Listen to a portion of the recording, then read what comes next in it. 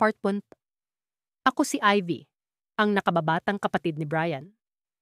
Madalas akong nagtatago ng mga damdamin ko, lalo na kung ito'y tungkol sa pag-ibig. Pero ang kwento ko ay hindi basta-basta. Ito'y puno ng komplikasyon at hirap na hindi ko inaasahan.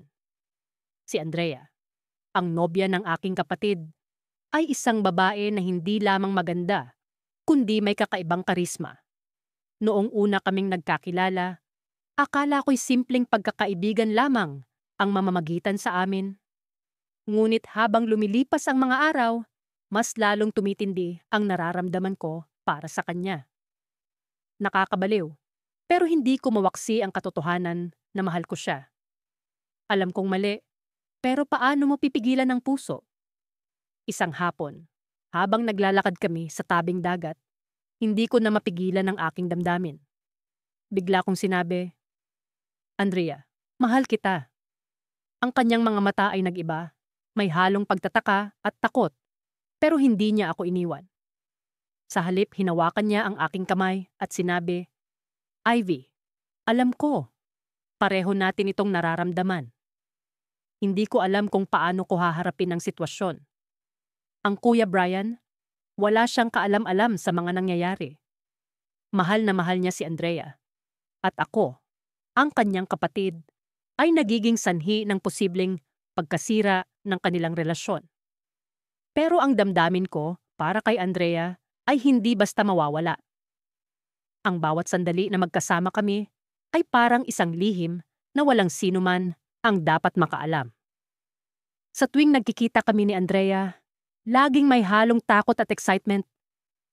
Ang bawat yakap, ang bawat halik, ay may kasamang kaba na baka mahuli kami. Pero ang sarap ng pakiramdam na kami nagmamahalan kahit na ito'y isang bawal na pag-ibig. Sa mga oras na iyon, parang kami lang ang nasa mundo. Walang problema, walang hadlang. Ngunit hindi maiiwasan ang realidad. Dumating ang araw na nagkaroon ng malaking pagtatalo sa bahay. Si Brian ay nakaramdam ng pag-aalinlangan kay Andrea. Sinabi niya sa akin, "Ivy, pakiramdam ko ay may iba sa kanya." Nang sabihin niya ito, parang may kumurot sa puso ko. Alam ko ang katotohanan, pero paano ko sasabihin sa kanya? Isang gabi, habang lahat ay natutulog, nagkaroon kami ng pagkakataon ni Andrea na mag-usap ng masinsinan.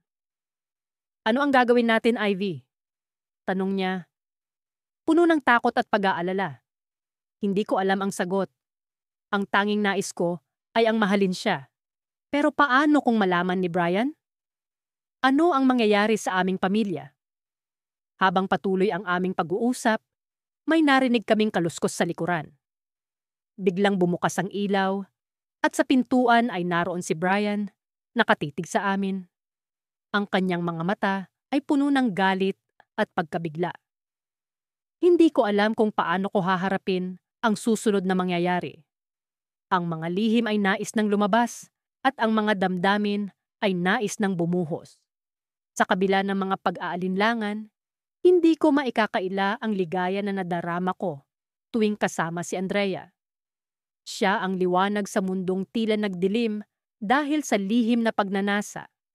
Ang pagnanasa na hindi ko alam kung kailan nag-umpisa. Ang bawat sandali na kami ay magkasama ay tila isang mahikang bumabalot sa akin. Pinaparamdam na tama ang mali at ang mali ay tama. Ngunit sa likod ng mga ngiti at lambing, alam ko sa kaibuturan ng puso ko na ito'y isang laro ng apoy. Sa tuwing magkausap kami ni Andrea, nararamdaman ko ang kakaibang koneksyon. Ang mga mata niya ay tila nagsasalita ng mga salitang hindi na kailangan pang bigkasin. Sa kabila ng takot sa maaaring mangyari, hindi ko magawang talikuran ang damdaming unti-unting namumuo sa aking puso. Sa bawat pagtagpo namin, sa liblib na lugar, kung saan walang makakakita sa amin, ay nararamdaman ko ang kahulugan ng tunay na pagmamahal, ang pagmamahal na nakatago sa mga anino ng aming kasalanan. "Alam mo bang hindi ito tama?" Tanong ni Andrea isang gabi habang kami ay nakaupo sa ilalim ng mga bituin. Ang kanyang tinig ay puno ng pag-aalala. Ngunit hindi ko maikakaila ang gislap sa kanyang mga mata na nagsasabing, pareho kami ng nararamdaman. Oo, alam ko, bulong ko habang hinahawakan ang kanyang kamay. Pero hindi ko kayang talikuran ka. Ang bawat salitang binibitawan namin ay parang isang pangako sa isang pag-ibig na hindi dapat ipinaglalaban. Ngunit sa bawat paglipas ng oras, mas lalo kong nararamdaman ang hirap na dala ng aming sitwasyon. Ang kapatid ko, si Mark, ay walang kaalam-alam sa nangyayari. Hindi ko alam kung paano ko haharapin ang posibilidad na malaman niya ang aming lihim. Nagpatuloy kami sa ganitong sitwasyon sa loob ng ilang linggo. Ang bawat araw ay puno ng pag-aalala. Ang takot na baka may makakita. Ang kaba na baka may makapansin sa kakaibang pagtingin namin sa isa't isa.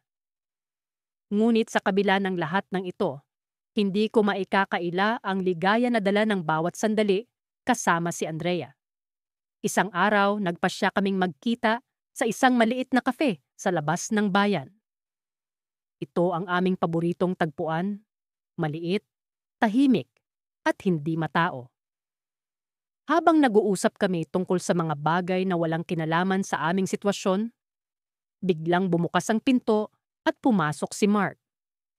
Ang mundo ko ay tila huminto sa pag-ikot. Paano nangyari ito? Bakit siya nandito? Ivy, Andrea, masayang bati ni Mark habang papalapit sa aming mesa. Hindi ko alam kung paano ako magpapanggap na normal ang lahat.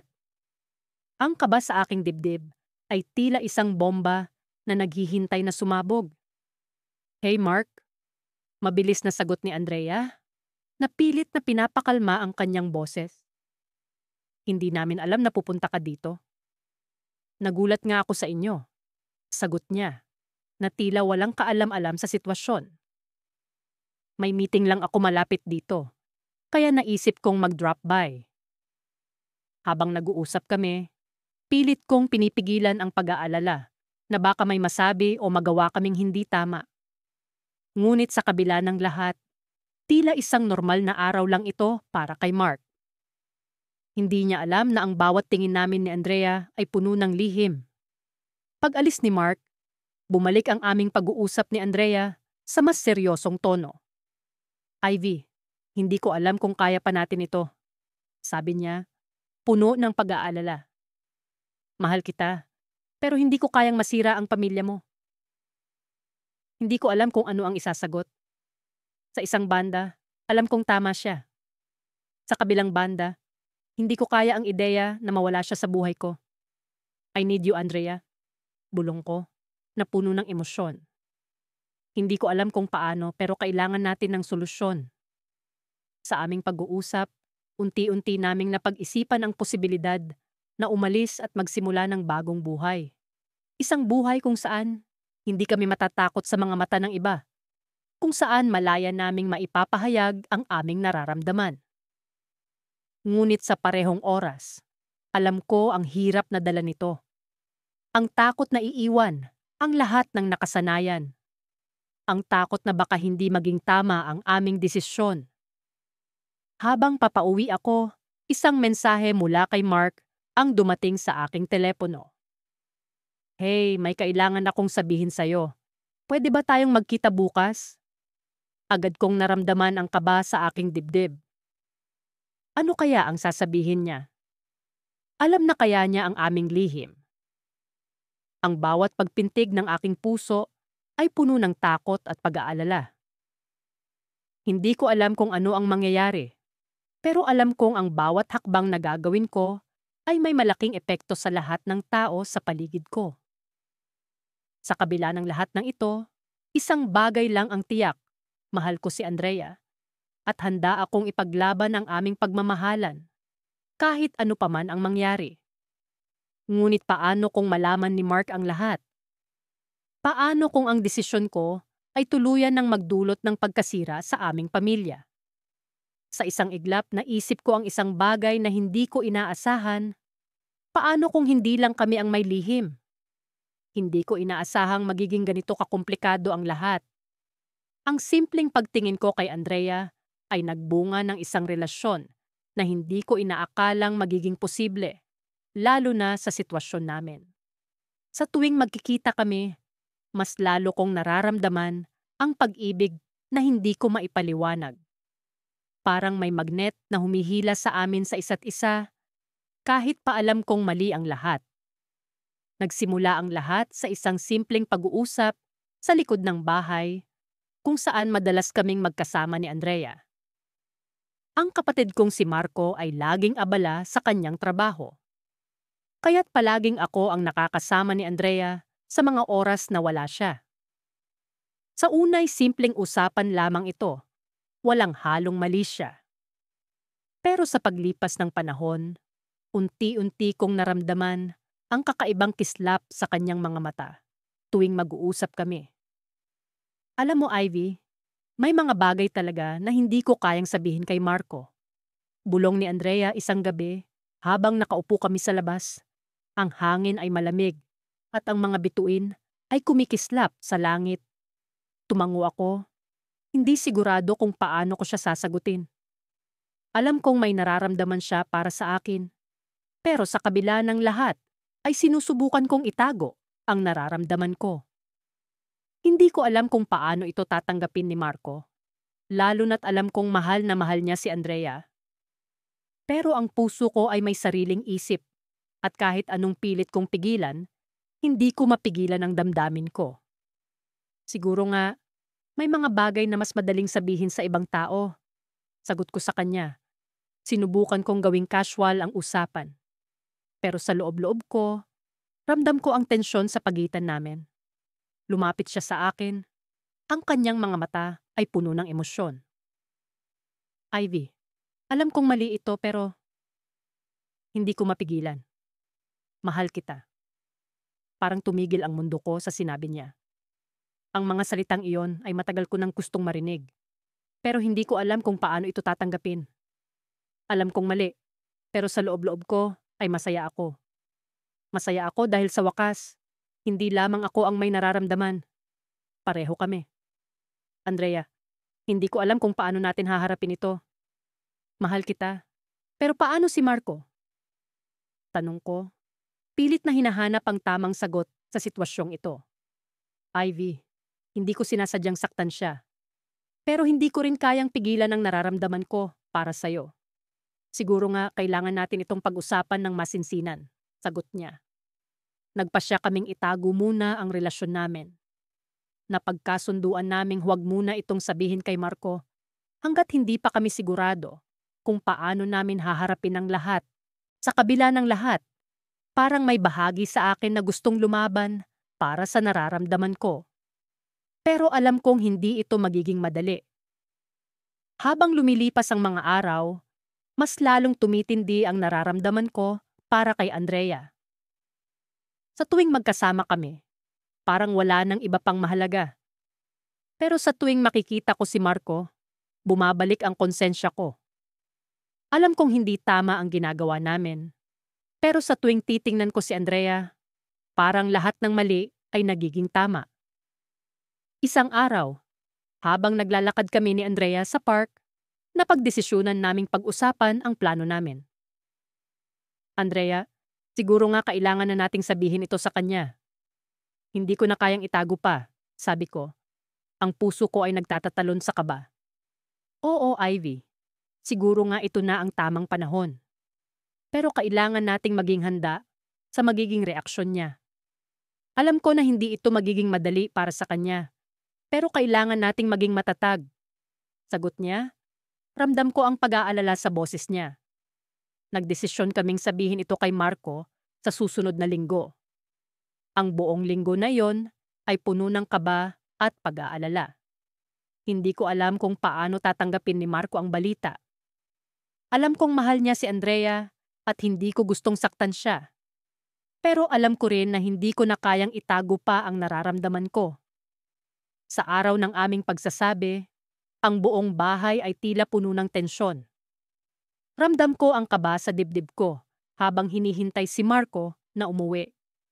Sa wakas, dumating siya at nagpasya kaming sabihin ang matagal na naming lihim. Ivy, Andrea, mukhang seryoso ang usapan natin ngayon Bungad ni Marco, halatang clueless sa mangyayari. Marco, kailangan naming sabihin sa'yo ang isang bagay. Simula ni Andrea, ang boses niya ay nanginginig. Ngunit bago pa man namin masabi ang lahat, biglang nagring ang telepono ni Marco. Saglit niyang tiningnan ito, at ang ekspresyon sa mukha niya ay biglang nagbago. Ivy, Andrea, may kailangan akong gawin. Pasensya na. Pero kailangan ko munang umalis, sabi niya. Halatang nagmamadali. Napatingin kami ni Andrea sa isa't isa. Hindi makapaniwala sa nangyari. Hindi namin inaasahan ang interruption na yon at parang naiba ang plano namin. Pero sa loob-loob ko, alam kong kailangan naming ipagpatuloy ito. Habang papalabas si Marco ng bahay, isang malaking tanong ang bumabalot sa akin. Ano ang nalaman ni Marco sa tawag na iyon? At paano nito mababago ang sitwasyon namin? Sa likod ng lahat ng ito, alam kong may darating na pagsubok na hindi namin inaasahan. Ngunit handa ako. Handa kaming harapin ito.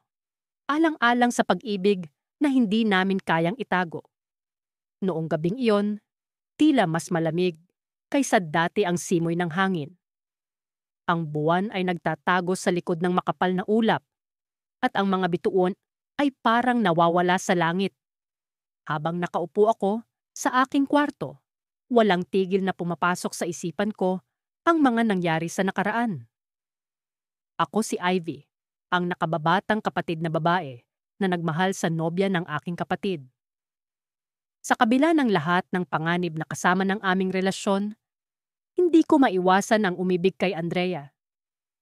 Hindi ko inaasahan na magiging ganito kalalim ang nararamdaman ko para sa kanya.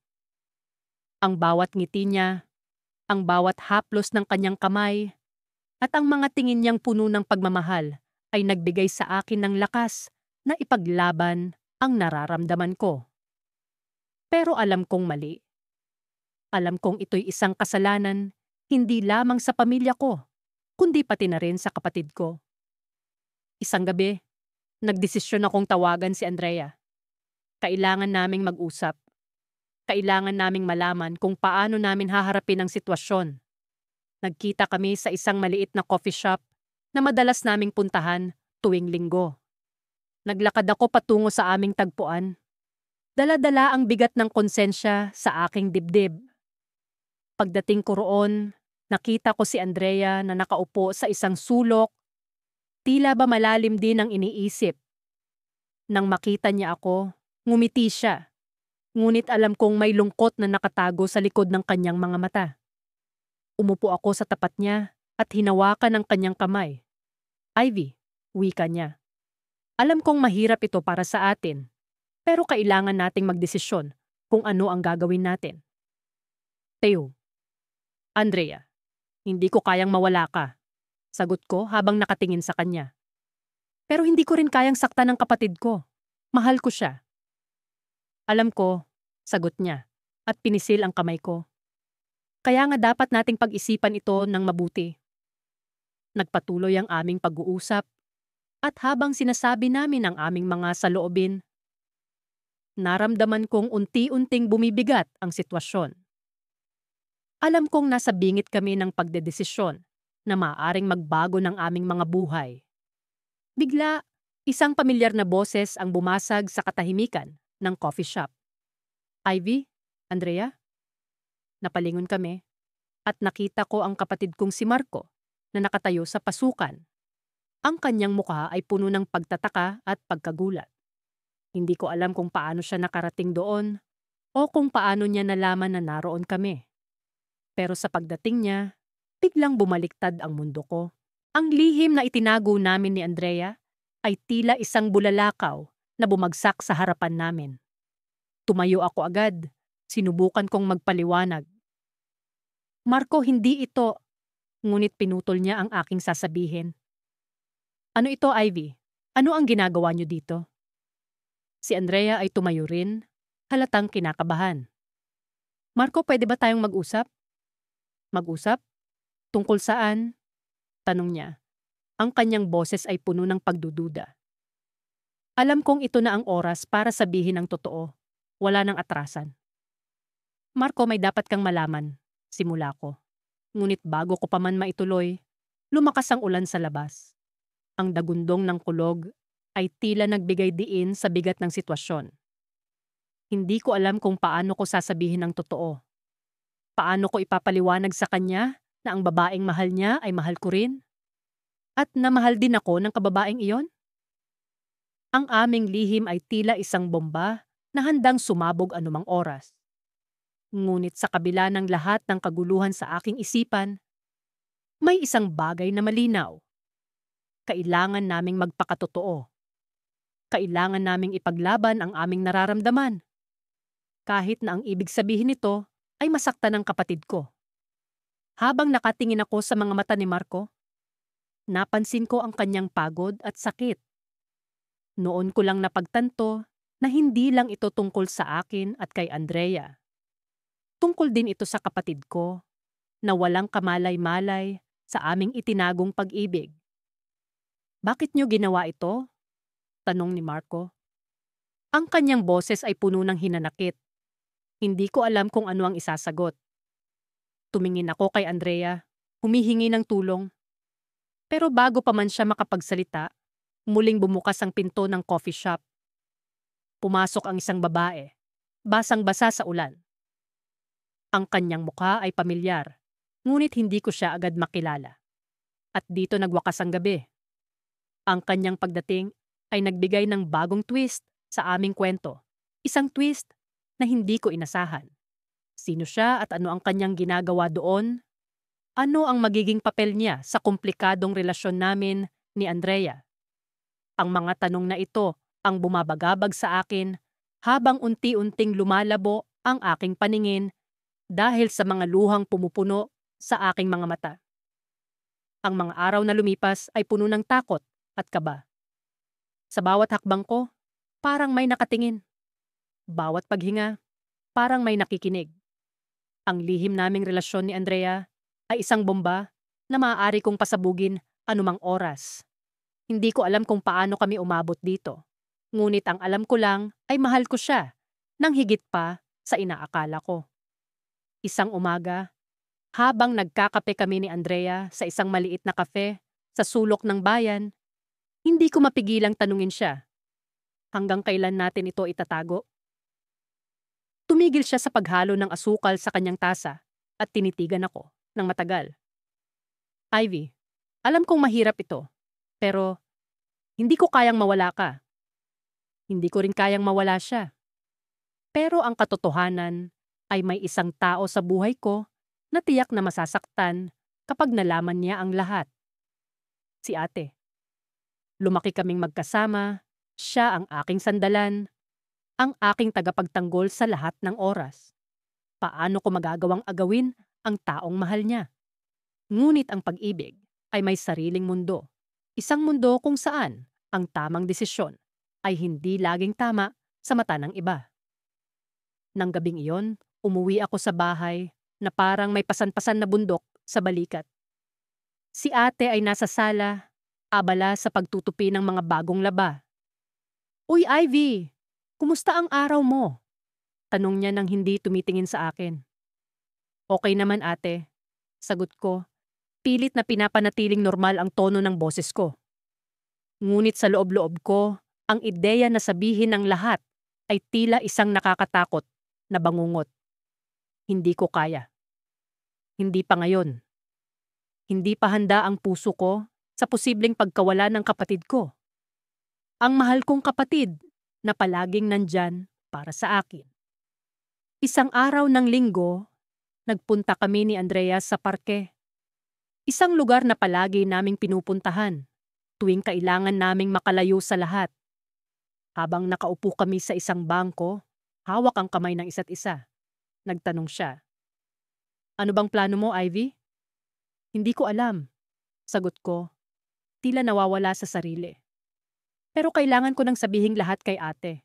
Hindi ko na kaya ang ganito. Tumango si Andrea at sa mga mata niya, Nakita ko ang pag-unawa at pagmamahal. Sasamahan kita. Hindi mo kailangang gawin ito mag-isa. Ang desisyon ay tila isang malaking hakbang palabas sa madilim na kuweba. Hindi ko alam kung ano ang magiging reaksyon ni ate. Kung paano siya makakabangon mula sa sakit na idudulot ko. Ngunit alam kong kailangan ko itong gawin. Hindi na tama ang patuloy na pag-aagaw sa kanya ng kasinungalingan. Kinabukasan, nagpasya kaming bumisita kay ate sa bahay. Nasa kusina siya, abala sa pagluluto. Ate, may kailangan akong sabihin sa'yo.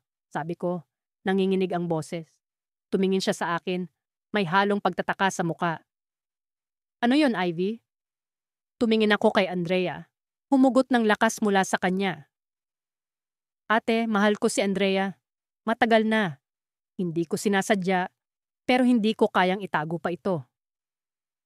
Napatigil si ate. Hawak pa ang sandok na kanina'y ginagamit sa pagluluto. Ang katahimikan ay bumalot sa buong kusina.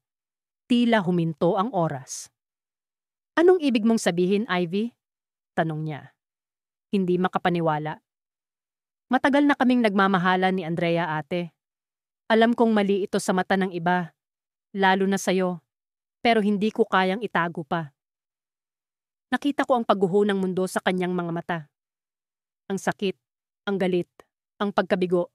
Lahat ng iyon ay tila isang matinding bagyo na hindi ko kayang harapin. Bakit, Ivy? Bakit mo nagawa ito sa akin? Hindi ko alam kung paano siya sasagutin. Ang sakit na nadarama niya ay ang sakit na nadarama ko rin. Tumahimik si Andrea, ngunit kitang-kita sa mukha niya ang pagsisisi. Lumapit siya kay ate. Hindi ko sinadya, pero mahal ko si Ivy. Hindi ko rin alam kung paano nangyari ito. Tumalikod si ate. Pilit na iniiwas ang mga mata sa amin. Umalis kayo. Hindi ko kayang makita kayo ngayon. Habang naglalakad kami palabas ng bahay, pakiramdam ko ay binagsakan ako ng langit. Pero alam ko, ito ang simula ng isang mahaba at masalimuot na proseso ng paghilom para sa akin, kay Andrea, at kay ate. Sa pagbalik namin ni Andrea sa aming sasakyan, biglang may tumawag sa akin mula sa likuran. Si ate. Tumingin siya sa amin. May bakas ng luha sa pisngi. Ivy, Andrea, hindi ko alam kung kailan ko kayo mapapatawad. Pero, ang pamilya ay pamilya. Sa huli, hindi ko kayo kayang talikuran. Ang mga salitang iyon ay nagbigay ng pag-asa sa akin. Ngunit alam ko, may isang bagay pang mas malalim na kailangan naming harapin. Ang patuloy na pag-ibig na maaari ring lumusot sa likod ng galit, sa likod ng sakit. Ngunit ang tanong na hindi ko pa rin masagot ay, paano kung hindi kailanman maghilom ang sugat na idinulot namin sa kanya? Pagkatapos ng ilang araw na hindi kami nagkikita ni Andrea, parang may bumabagabag sa akin. Pilit kong inaaliw ang sarili ko sa trabaho at sa mga kaibigan. Pero sa tuwing mapapatahimik ako, bumabalik ang imahe niya sa isip ko. Ang paraan ng kanyang pagngiti, ang lambot ng kanyang tinig. Ang lahat ng ito'y tila naging parang multo na sumusunod sa akin kahit saan. Alam kong mali. Alam kong kasalanan. Pero paano ko pipigilan ang sarili kong magmahal? Hindi ko ito sinadya. At lalo kong hindi inaasahan na mararamdaman ko ito para sa nobya ng kapatid ko. Isang hapon, habang nakaupo ako sa kwarto ko, may narinig akong mahihinang katok sa pintuan. Agad akong tumayo, inakala kong si mama o si kuya iyon. Pero laking gulat ko nang makita ko si Andrea sa labas. Ivy, bulong niya, sabay tingin sa paligid na parang may tinatakasan. Pwede ba tayong mag-usap? Alam kong mali ang pagbuksan siya. Pero hindi ko napigilan ang sarili ko. Agad kong hinila siya papasok at sinarado ko ang pinto. Ang kaba ng dibdib ko'y parang tambol na walang tigil sa pagtibok. Anong ginagawa mo dito? Paano kung makita ka ni kuya? Tanong ko, halos pabulong. Nagpaalam akong may aasikasuhin lang sa mall, sagot niya. Pero halata ang nerbiyos sa kanyang boses. Kailangan kitang makausap, Ivy. Hindi ko na kaya. Hindi ko na kayang magpanggap. Bigla akong natigilan. Ang mga mata niya'y puno ng lungkot at pagod. Pero naroon din ang isang bagay na matagal ko nang nakikita sa kanya. Pagmamahal. Andrea, bulong ko. Pero hindi ko na natapos ang sasabihin ko. Lumapit siya sa akin at niyakap ako ng mahigpit. Ivy, mahal kita. Bulong niya sa tenga ko. At pakiramdam ko'y tumigil ang mundo ko sa sandaling iyon. Gusto kong sumigaw. Gusto kong sabihin sa kanya na mahal ko rin siya. Pero bago pa man ako makasagot, kumalas siya sa pagkakayakap at may iniabot sa akin. Isang maliit na sobre ang nasa kamay niya. Ano to? Tanong ko. Habang tinitingnan ng sulat na parang may itinatagong lihim. Basahin mo kapag mag-isa ka na lang, sabi niya. Pero please Ivy, huwag mong hayaang malaman ng kahit sino. Bakit? Ano ba ang laman nito? May mga bagay na mas mabuting malaman mo sa tamang oras, sagot niya. At bago ko pa siya mapigilan, lumabas na siya ng kwarto ko. Naiwan akong nakatayo roon, ang sobrey mahigpit kong hawak na parang ito na ang pinakamahalagang bagay sa buong mundo. Mahigit 1 oras bago ako naglakas loob na buksan ang sulat. Habang binubuksan ko ang sobre, ramdam ko ang mabilis na tibok ng puso ko. Ano kaya ang laman nito? Bakit parang napaka-importante? Sa loob ng sobre, may isang pirasong papel na may sulat kamay. Pamilyar ang pagkakasulat, sulat iyon ni Andrea. Binasa ko ang unang linya at doon nagsimula ang pagbagsak ng lahat ng alam ko sa buhay ko. Ivy, may isang bagay akong kailangang aminin sa'yo. Hindi si Kuya ang unang nagmahal sa akin sa pamilya ninyo. Ikaw ang dahilan kung bakit ako napalapit sa kanya. Akala ko noon, sa pamamagitan niya, makakalapit ako sa'yo. Halos malaglag ang papel sa kamay ko. Hindi ko alam kung anong mararamdaman ko. Gulat, galit, o mas matinding pagmamahal. Patuloy akong nagbasa. Hindi ko na sana sasabihin ito. Pero hindi ko na kayang dalhin mag-isa. Mahal kita, Ivy. Mahal kita noon pa. Pero natakot akong aminin dahil alam kong mali. Kaya hinayaan ko ang sarili kong mapunta kay Kuya. Akala ko, mawawala ang nararamdaman ko para sa'yo kung pilitin kong mahalin siya. Pero lalo lang itong lumala. Hindi ko napansin na tumutulo na ang mga luha ko habang binabasa ang sulat. Ngayon, hindi ko na kayang magpanggap pa. Pero alam kong kailangan natin itong itago. Huwag mong hayaan na malaman nila. Ayokong masira ang pamilya ninyo dahil sa akin. Pero gusto kong malaman mo na ikaw ang mahal ko. Ikaw lang. Natapos ko ang sulat sa nanginginig na mga kamay. Hindi ko alam kung paano ko ito tatanggapin. Mahal ako ni Andrea. Mahal din siya ng kuya ko. At mas mahalaga, mahal ko rin siya. Ngunit bago ko pa maiproseso ang lahat ng ito, biglang bumukas ang pinto ng kwarto ko. Tumambad si Kuya, hawak ang cellphone niya. Ang ekspresyon ng mukha niya ay hindi ko maipinta. Galit, pagtataka, at isang uri ng pagkabigo na labis kong kinatakutan. Ivy, sabi niya, mabigat ang boses. Ano tong nakita kong sulat sa bag ni Andrea? Naramdaman kong parang sinampal ako ng realidad. Ang sulat, ang lihim. Alam na ni Kuya. Tumayo siya sa harapan ko, itinaas ang cellphone niya. Sa screen nito, nakita ko ang litrato ng sulat na hawak ko pa rin. May relasyon ba kayo ng nobya ko? Tanong niya, ang mga matay nagbabaga sa galit. Hindi ako makasagot. Sa halip naramdaman ko na lang ang isang malamig na pawis na dumaloy sa likod ko. Alam kong kahit anong sabihin ko, wala na akong ligtas. At sa sandaling iyon, alam kong ang lihim namin ni Andrea ay hindi na namin maitatago. Ang pag-ibig ay sadyang komplikado, lalo na kung ito'y nakatago sa dilim at tila isang lihim na hindi dapat mabunyag. Minsan, Iniisip ko kung paano ko nagawa ang lahat ng ito. Ang pakikipagrelasyon kay Andrea, ang inagaw na pag-ibig, ang pagtatago sa likod ng mga ngiti, at masayang mukha tuwing kasama ko ang pamilya. Ngunit sa likod ng mga ngiti, may mga matang mapanlinlang, may pusong nagtatago ng isang lihim na hindi ko alam kung kailan ko pa kayang ilihim. Sa bawat araw na lumilipas, mas lalong lumalalim ang aming relasyon ni Andrea.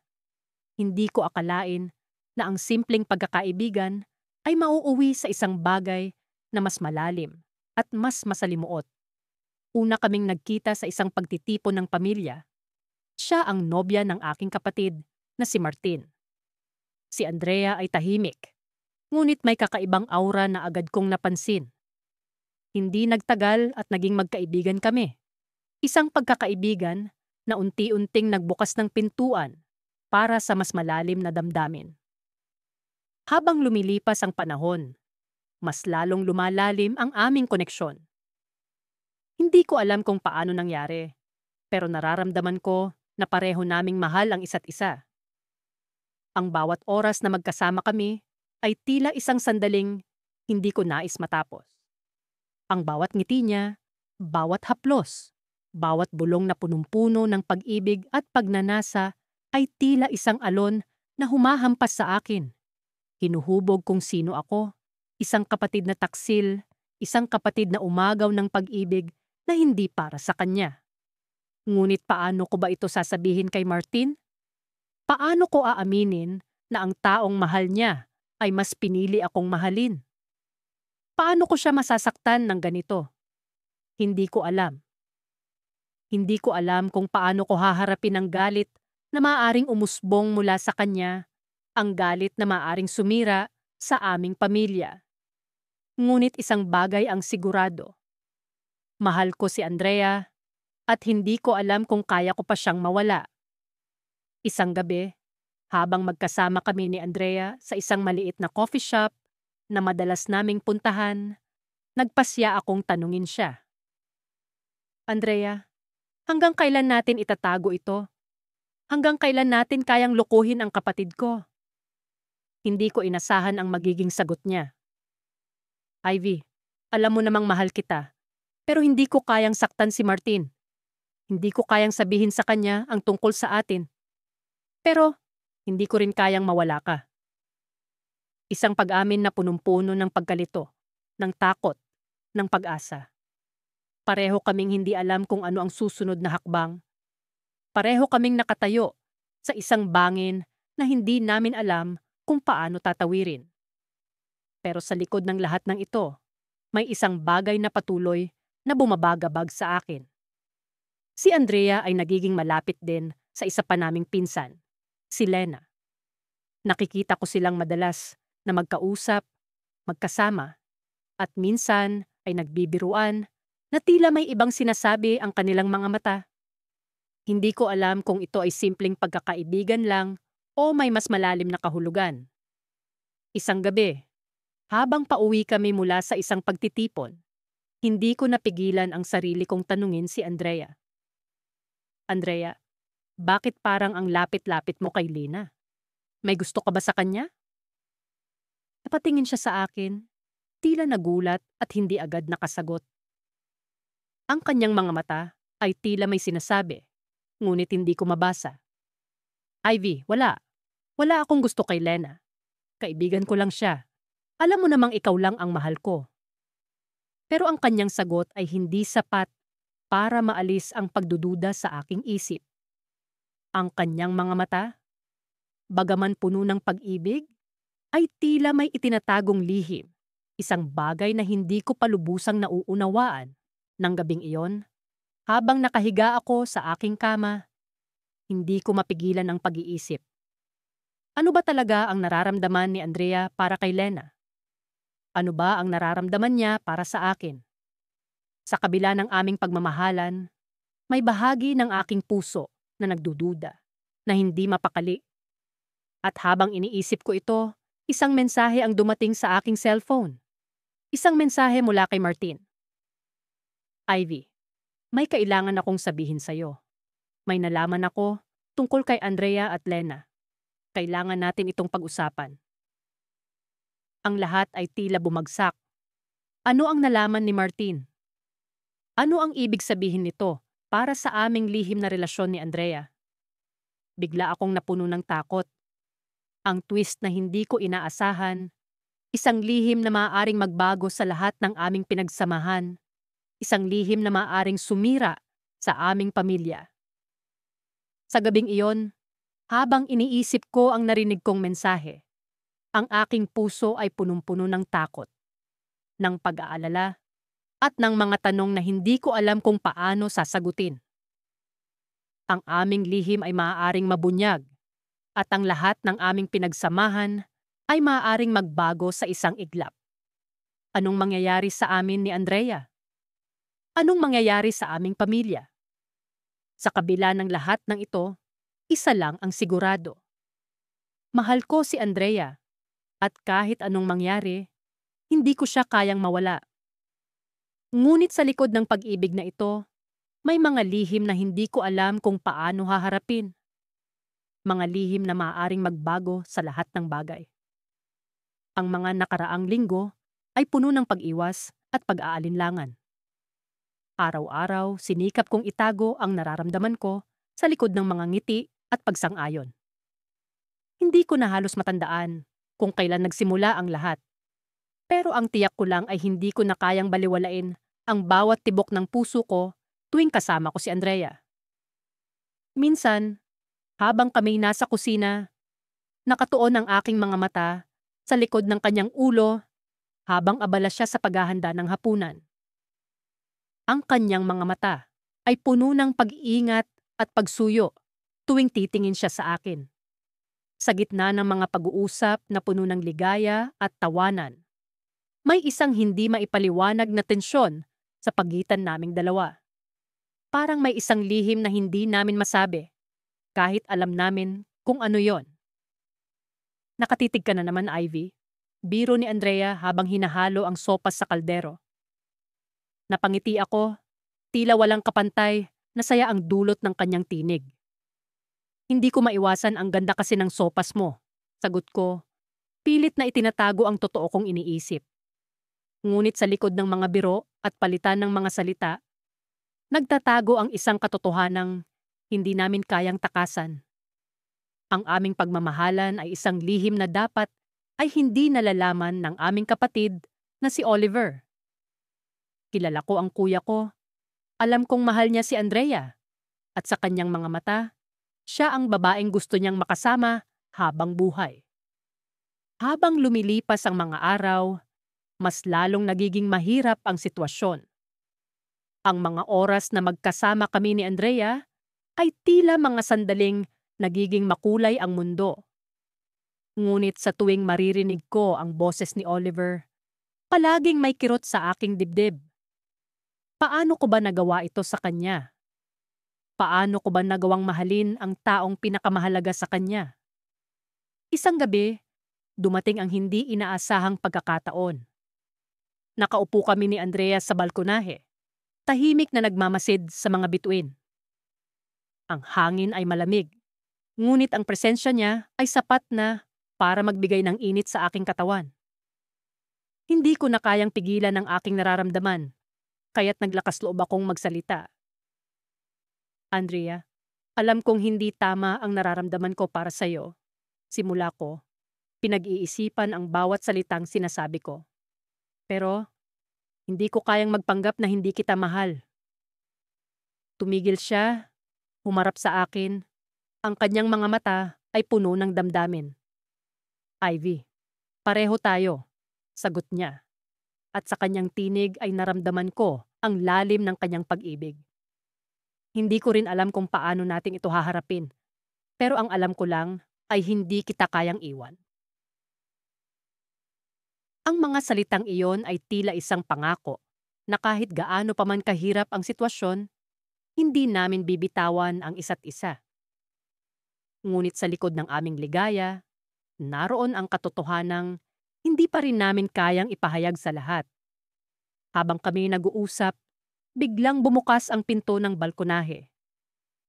Si Oliver, May daladalang tasa ng kape ang bumungad sa amin. Ang kanyang mga mata ay puno ng pag-aalala at pagdududa. Anong nangyayari dito? Tanong niya. Ang kanyang tinig ay puno ng tensyon. Nagulat kami ni Andrea. Hindi alam kung paano sasagot. Ang mga sandali ay tila bumagal at ang aming mga puso'y nagbanggaan sa kaba. Hindi ko alam kung paano ko sasabihin sa kanya ang lahat. Ngunit bago pa man ako makapagsalita, nagulat kami sa isang biglaang revelasyon mula sa kanya. Alam ko na, Ivy. Alam ko na ang tungkol sa inyo ni Andrea. Ang kanyang tinig ay puno ng sakit at galit. Ngunit may isang bahagi rin ng pagtanggap. Hindi ko alam kung paano niya nalaman. Ngunit sa sandaling iyon, naramdaman ko ang pagkawasak ng aming mundo.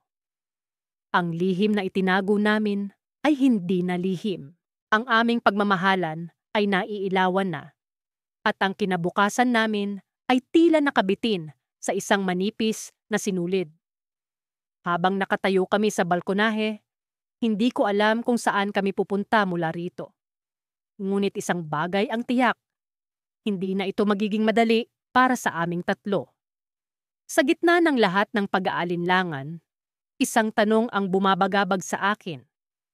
Ano ang magiging kapalit ng aming pagmamahalan? Sa tuwing sinasariwa ko ang aming mga lihim na sandali ni Andrea, palaging may halong kaba at kasiyahan sa aking dibdib. Si Andrea, ang babae na hindi ko inaasahan na magiging bahagi ng aking buhay, ay unti-unting naging sentro ng aking mundo.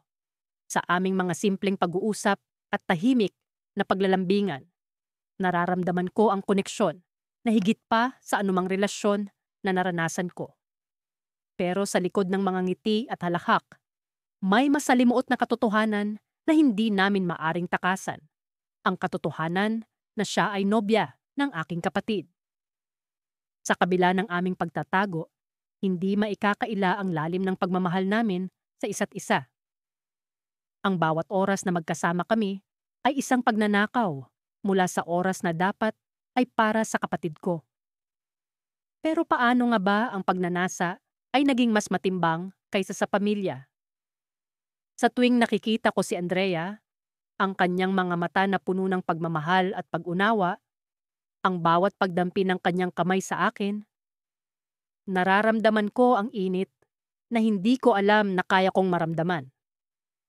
Isang gabi, habang magkasama kami sa isang maliit na kafe sa gilid ng bayan, naramdaman ko ang bigat ng aming sitwasyon. Mula sa bintana, tanaw ko ang paglabas-masok ng mga tao. Bawat isa'y tila abala sa kanilang sariling mundo. Pero para sa akin, ang mundo ko ay umiikot sa mga mata ni Andrea na puno ng ligaya at pangarap. Ivy, alam mo na hindi ito magiging madali, sabi niya habang hawak ang aking kamay sa ilalim ng mesa. Pero hindi ko kayang bumitaw sa'yo. Ang mga salitang iyon ay nagpatibay sa akin.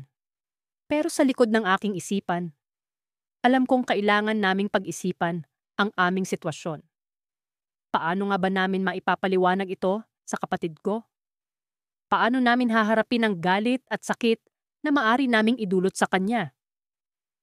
Isang araw sa bahay, nahuli ko ang aking kapatid na si Mark habang nag-uusap sila ni Andrea sa telepono. Narinig ko ang pag-aalala sa boses niya, ang kanyang mga pangarap para sa kanilang dalawa. Sa isang iglap, naramdaman ko ang bigat ng aking ginagawa, ang pagkakasala na unti-unting bumabalot sa akin. Pero sa kabila ng lahat, hindi ako makaalis sa sitwasyon.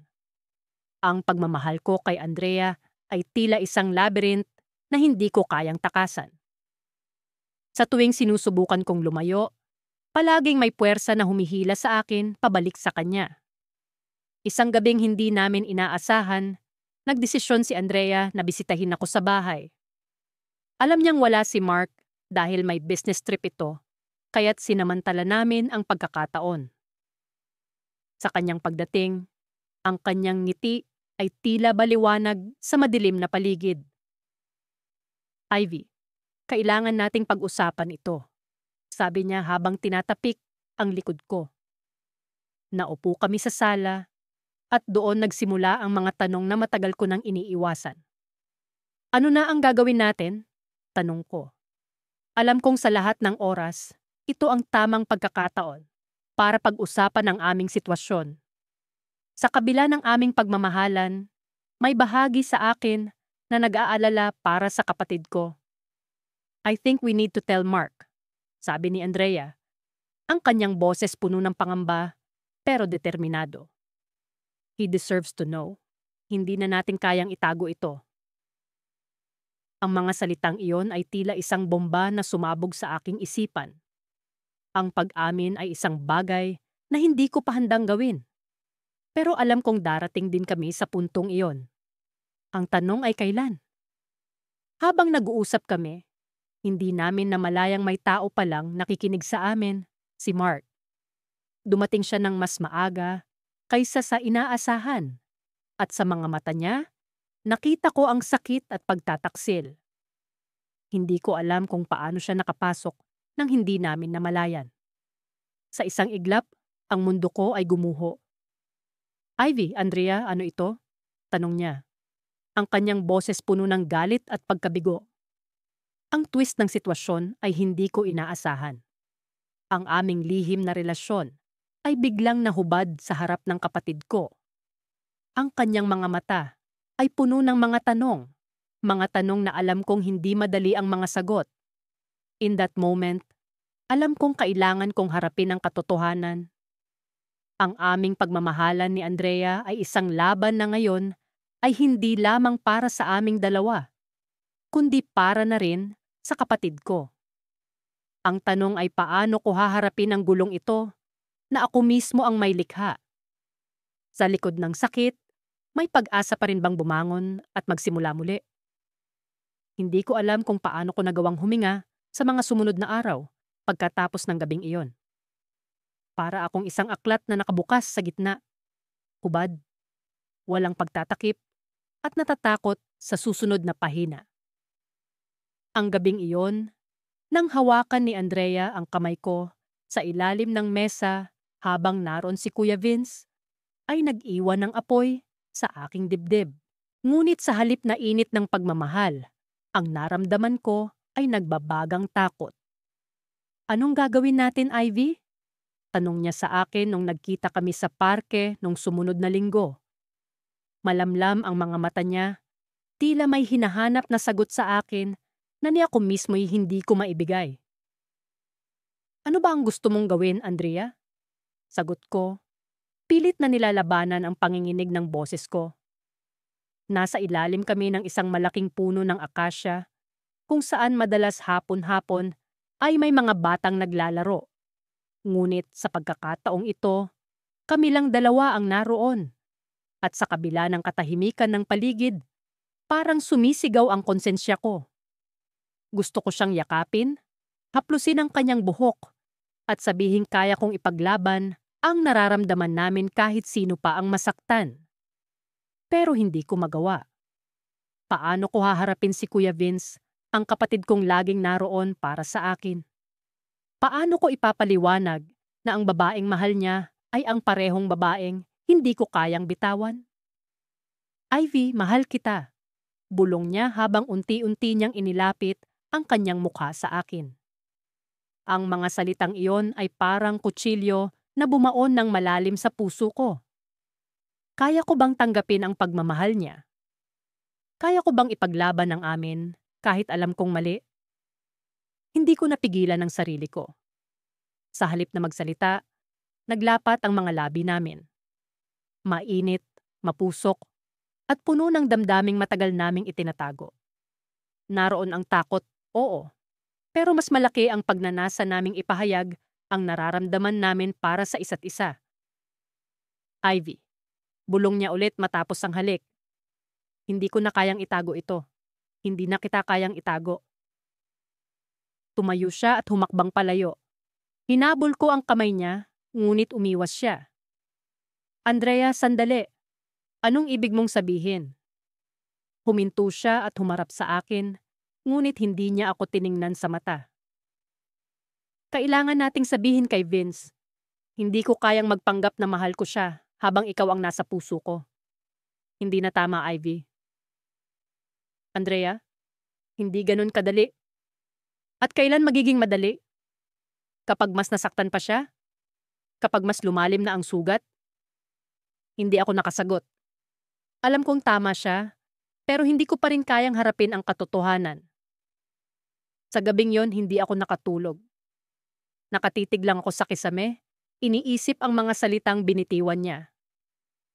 Kung sasabihin namin kay Kuya Vince ang totoo, anong mangyayari? Mawawala ba ang respeto niya sa akin bilang kapatid? At paano kung malaman ng pamilya namin? Kinabukasan, tumanggap ako ng tawag mula kay Andrea. Ivy, magkita tayo. May sasabihin ako sa'yo. Anya, halos pabulong. Ngayon ba? Nasaan ka? Tanong ko, nanginginig ang boses. Sa coffee shop malapit sa opisina ni Vince. Bilisan mo. Agad akong nagbihis at nagmadaling pumunta roon. Pagdating ko, nakita ko siyang nakaupo sa isang sulok. Mukhang balisa. Anong nangyari? May problema ba? Tanong ko habang naupo sa harap niya. Tumitig siya sa akin. Tila ba sinusuri ang bawat galaw ko? Ivy, may sinabi na si Vince sa akin kagabi. Biglang bumilis ang tibok ng puso ko. Anong sinabi niya? Huminga siya ng malalim. Nag-propose siya. Gusto na niyang magpakasal kami. Parang gumuho ang mundo ko sa narinig ko. Hindi ako nakapagsalita. Hindi ko alam kung galit ba ang nararamdaman ko o takot o parehong-pareho lang. Andrea, bulong ko. Sinabi ko sa kanya na pag-iisipan ko muna. Sagot niya, hawak ang sariling mga kamay na nanginginig. Pero Ivy, kung hindi natin naaminin ang totoo, mapipilitan akong tanggapin. Ano? Hindi mo pwedeng gawin yan? Napalakas ang boses ko, dahilan upang mapatingin ang ilan sa mga tao sa paligid. Agad kong ibinaba ang tono ko. Hindi mo siya pwedeng pakasalan, Andrea. Hindi mo siya mahal. At anong gagawin natin? Sasabihin natin ang totoo? Na mahal kita? Na tayo? Hindi ako nakasagot. Alam kong iyon ang dapat gawin. Pero hindi ko magawang bigkasin ang mga salitang iyon. Kung hindi mo kayang ipaglaban ang meron tayo, Ivy, baka hanggang dito na lang tayo. Sabi niya. Ang boses niya ay puno ng sakit. Bago pa ako makasagot, biglang tumunog ang pinto ng coffee shop. Tumigil kami pareho at lumingon. At doon, nakita ko si Kuya Vince na nakatayo sa entrance. Hawak ang isang bouquet ng rosas. Nakatingin siya sa amin at ang ekspresyon niya ay isang bagay na hinding-hindi ko makakalimutan. Parang alam na niya ang lahat. Ivy, Andrea. Bulong niya habang dahan-dahang lumapit. Sinubukan kong nanungumiti, pero hindi ko magawa. May dapat ba akong malaman? Tanong niya. Malamig ang boses, at doon ko na-realize na wala na kaming kawala. Hindi ko alam kung paano kami napunta sa ganitong sitwasyon. Pero hindi ko rin maitatanggi sa sarili ko na wala nang atrasan ito. Mula nang dumating si Andrea sa buhay namin, biglang nagbago ang ihip ng hangin. Una ko siyang nakilala nang ipakilala siya sa amin ni Kuya Marco bilang kanyang nobya. Noong unay wala akong ideya kung gaano kahalaga ang magiging papel niya sa buhay ko. Ngunit heto ako ngayon, tumatakbo palayo sa isang sitwasyong hindi ko na kayang kontrolin. Naalala ko pa ang unang beses na nagkatinginan kami ni Andrea. May kakaiba sa kanyang mga mata. Tila ba may lihim na gustong ipahayag. Naramdaman ko rin ang kakaibang init at tibo sa puso ko na hindi ko pa naranasan noon. Sa simula'y pinilit kong iwaksi ang damdaming iyon. Mahal ko ang kapatid ko at hindi ko nais na maging sanhi ng anumang alitan sa pagitan namin. Ngunit habang lumilipas ang mga araw, hindi ko na mapigilan ang sarili kong hanapin ang presensya ni Andrea. Nagkakasalubong kami sa kusina, sa sala, sa hardin, sa mga lugar kung saan tila ba sinasadya ng pagkakataon na kami magtagpo. Ang mga simpleng kwentuhan ay nauuwi sa mga matagalang pag-uusap, mga ngiti na may kahulugan, at mga sulyap na puno ng pananabik, hanggang sa dumating ang gabing iyon na hindi ko malilimutan. Ang gabing umamin si Andrea sa tunay niyang nararamdaman. Ivy, hindi ko na kayang itago ito. Bulong niya habang nakatingin sa akin. Ang kanyang mga matay puno ng emosyon. Mahal kita. Parang biglang tumigil ang mundo ko. Sa isang iglap, alam kong hindi ko na kayang baliwalain ang damdamin ko para sa kanya. Andrea, mahal din kita. Sagot ko, habang hinahawakan ang kanyang kamay. Simula noon, nagkaroon kami ng lihim na relasyon. Isang relasyon na puno ng saya, ngunit puno rin ng takot at kaba. Paano kung malaman ni Kuya Marco? Paano kung hindi niya kami mapatawad? Paano kung masira ang pamilya namin dahil sa ginawa namin? Sa kabila ng lahat ng ito, hindi namin kayang bitawan ang isa't isa. Ang bawat sandali na magkasama kami puno ng kasiyahan. Sa kanya ko naramdaman ang kaligayahang hindi ko pa naranasan sa iba. Wala kaming pakialam sa mundo kapag magkasama kami. Ngunit alam namin na hindi ito magtatagal. Alam naming darating ang araw na kailangang harapin namin ang katotohanan. Isang umaga, habang naglalakad kami ni Andrea sa parke, biglang tumunog ang kanyang cellphone. Napansin ko ang pag-aalala sa kanyang mukha habang binabasa ang mensahe. Kailangan ko nang umuwi, Ivy, sabi niya. May kailangan akong ayusin. Hindi ko na siya pinigilan.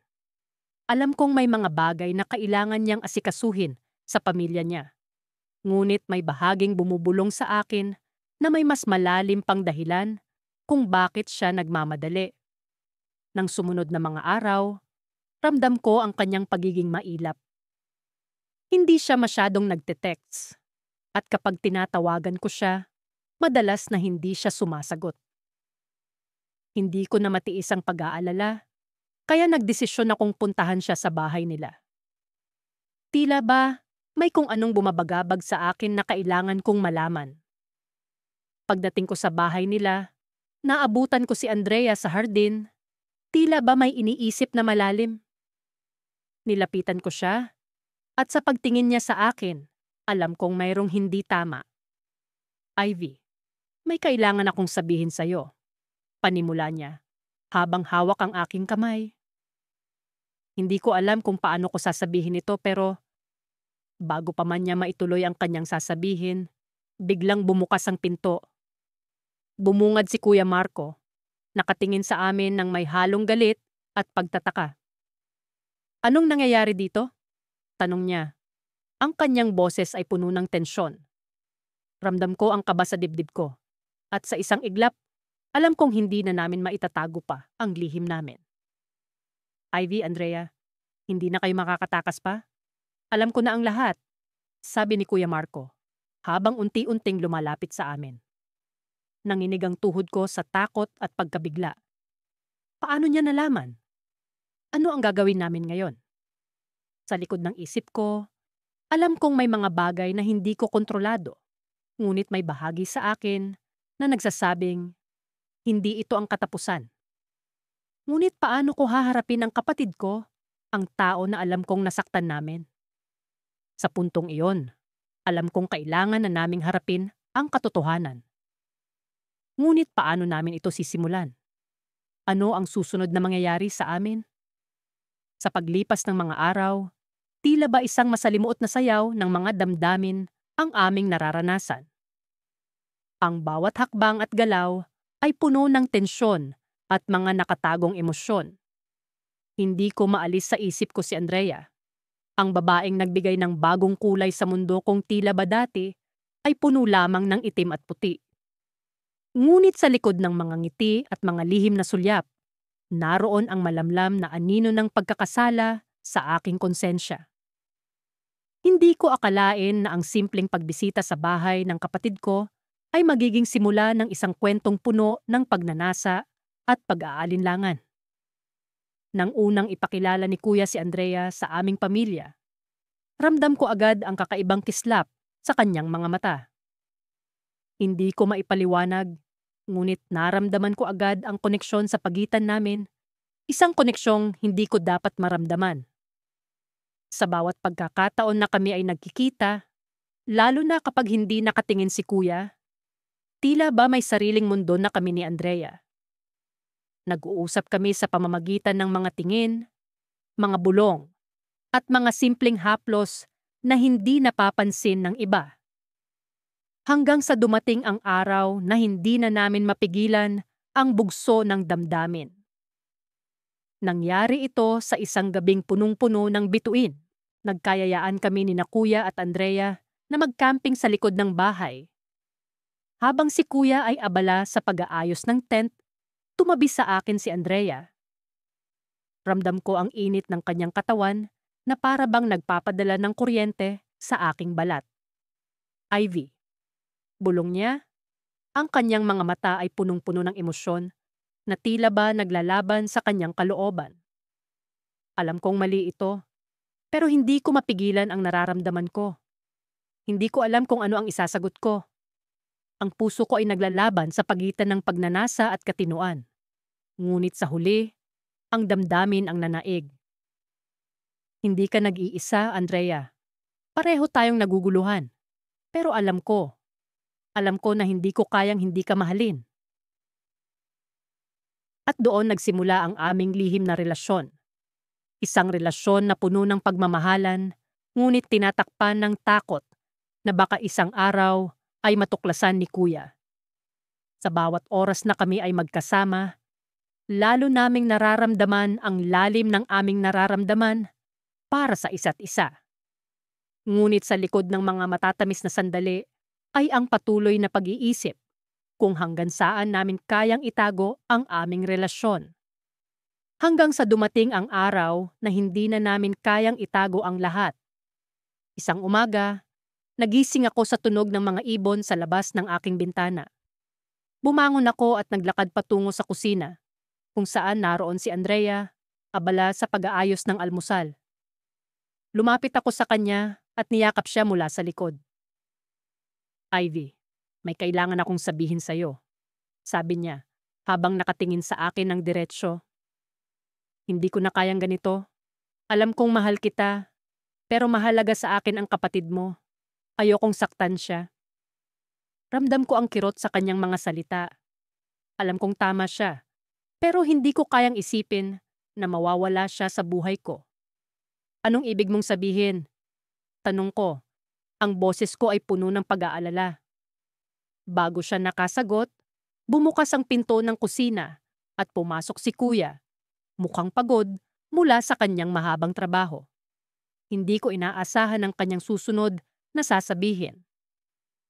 Ivy, Andrea, kailangan nating mag-usap, sabi ni Kuya. Ang kanyang tinig ay puno ng seryosong tono. May narinig akong isang bagay, tungkol sa inyong dalawa. Sa mga sandaling yon, pakiramdam ko ay biglang bumagal ang oras. Ang mga mata ni Kuya ay puno ng tanong at pagdududa. Hindi ko alam kung paano magsisimula, kung paano ipapaliwanag. Ang mundo ko ay tila ba biglang gumuho at wala akong magawa kundi ang maghintay sa mga susunod na mangyayari. Habang nakatitig kami ni Andrea sa isa't isa, alam kong may malaking pagbabago sa mga susunod na araw. Ang lihim namin ay hindi na lihim at ang kinabukasan ay puno ng uncertainty. Ngunit sa kabila ng lahat, isang bagay ang malinaw sa akin. Hindi ko kayang mawala si Andrea. Kahit paano ang maging kapalit nito.